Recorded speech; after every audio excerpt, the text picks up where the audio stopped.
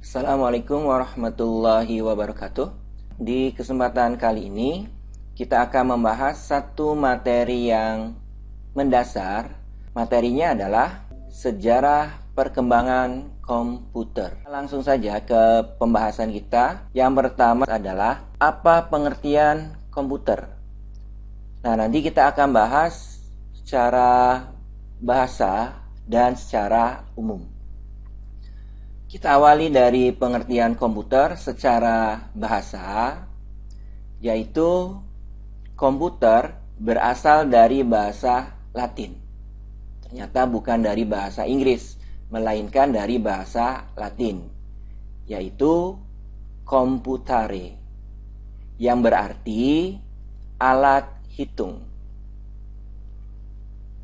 Kemudian di awal pembuatan komputer dan didesain itu bertujuan sebagai alat bantu untuk menghitung angka-angka. Jadi awalnya komputer itu dibuat serta didesain hanya untuk membantu proses perhitungan yang berkaitan dengan angka-angka.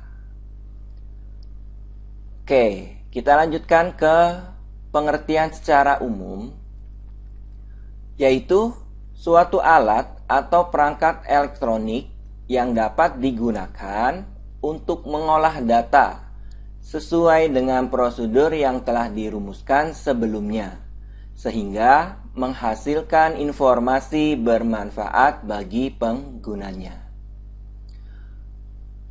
Oke, masih banyak ya pengertian berdasarkan para ahli juga banyak sekali. Jadi silakan nanti teman-teman cari sendiri pengertian dari beberapa ahli. Berikutnya di sini kita akan membahas inspirasi. Artinya apa saja yang menjadi inspirasi dari lahirnya komputer.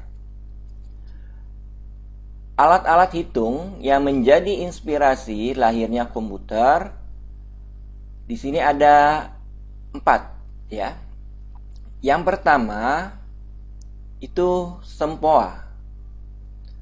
Nah, ini adalah ilustrasi sempoa. Sempoa dianggap menjadi awal dari munculnya komputer. Kemudian yang kedua, kalkulator roda numerik. Ini adalah ilustrasinya. Sebuah kalkulator roda numerik yang mempunyai 8 roda putar bergerigi, fungsinya tentu saja sebagai pengolah angka. Kemudian yang ketiga, mesin analitik, yaitu mesin dengan perhitungan otomatis yang ditemukan oleh Charles Babbage. Nah, ini adalah ilustrasinya. Kemudian yang terakhir adalah mesin tik. Ini teman-teman ilustrasinya. Mesin tik atau mesin ketik adalah mesin atau alat elektronik dengan sebuah set tombol.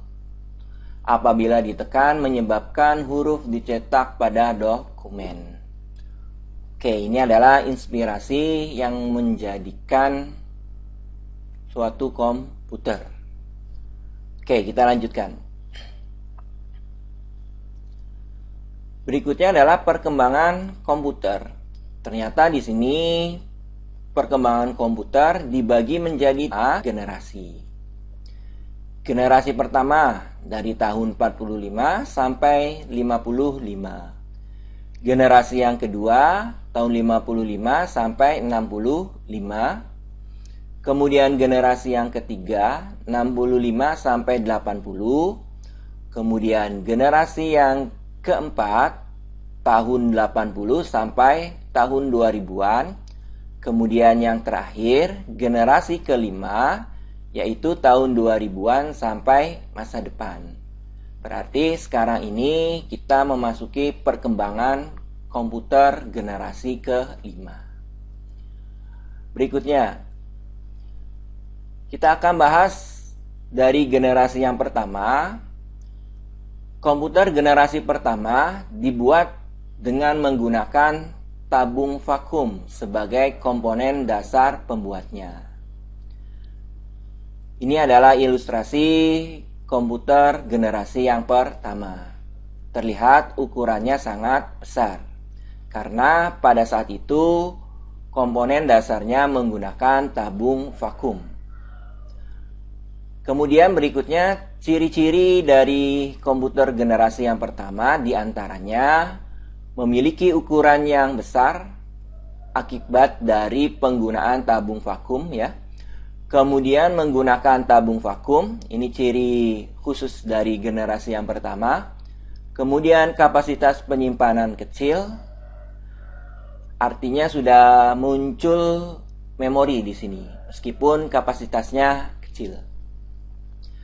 Kinerja lambat, kemudian memerlukan listrik yang besar. Karena ukurannya besar, jelas memerlukan listrik yang besar. Berikutnya, kita lanjutkan ke generasi yang kedua.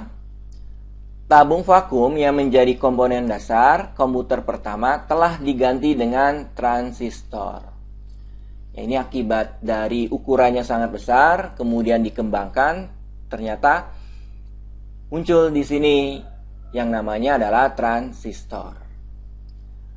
Nah, ini adalah ilustrasi komputer generasi yang kedua. Ciri-ciri dari generasi kedua diantaranya ukuran jauh lebih kecil dibandingkan dengan komputer generasi yang pertama. Kemudian kinerja lebih cepat, daya listrik lebih kecil. Karena di sini sudah berkembangnya transistor.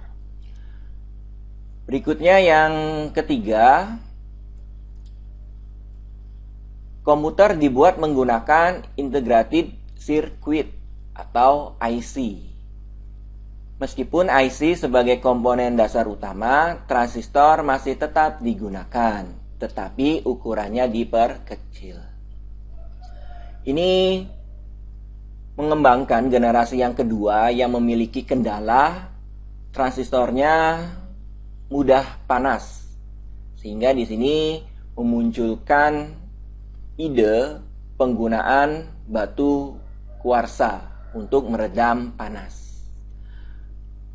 Oke, ini adalah ilustrasi komputer generasi yang ketiga. Ciri-cirinya diantaranya adalah harga terjangkau, memori lebih besar, kinerja lebih cepat, daya listrik lebih kecil, kemudian pertama kali penggunaan keyboard dan monitor. Oke, kita beralih ke generasi yang keempat. Generasi keempat ini menjadi perkembangan yang pesat dalam menghimpun integrated circuit atau IC menjadi jutaan chip. Nah, di sini terjadi pengembangan IC ya. Ukurannya juga menjadi lebih kecil, kemudian komponen yang digabungan dalam IC-nya juga semakin banyak. Ini adalah ilustrasi komputer generasi yang keempat. Ciri-cirinya diantaranya adalah menggunakan large scale integration, kemudian digunakan untuk perorangan, efisien dan dapat dibawa kemana-mana seperti laptop, menggunakan semikonduktor dan mikroprosesor untuk memorinya. Yang terakhir yaitu generasi kelima. Komputer generasi kelima identik dengan kecerdasan buatan, artificial intelligence, atau disebut kecerdasan buatan. Ini adalah ilustrasi komputer generasi yang kelima. Ciri-cirinya masih menggunakan large scale integration, kemudian fitur semakin banyak, kecepatan memproses informasi meningkat, adanya alat pengganti pekerjaan manusia, simbol dari generasi kelima. Ini munculnya kecerdasan buatan.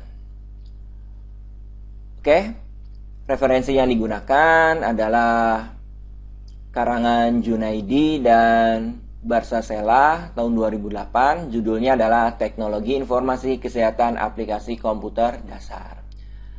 Terima kasih perhatiannya, mudah-mudahan apa yang disampaikan mudah dimengerti dan bermanfaat. Saya akhiri. Wassalamualaikum warahmatullahi wabarakatuh.